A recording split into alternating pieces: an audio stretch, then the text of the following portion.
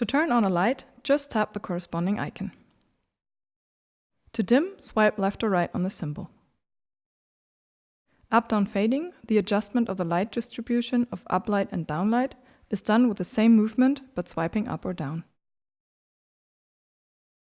To change the color temperature of a Mito, just keep your finger on the light icon until the color temperature slider appears. At the top, the color temperature is warmer. On the bottom, it is colder. Controlling groups works exactly the same way. Just do the same movements on the group's icon. If you want to control individual lights in the group, double tap the group to open it.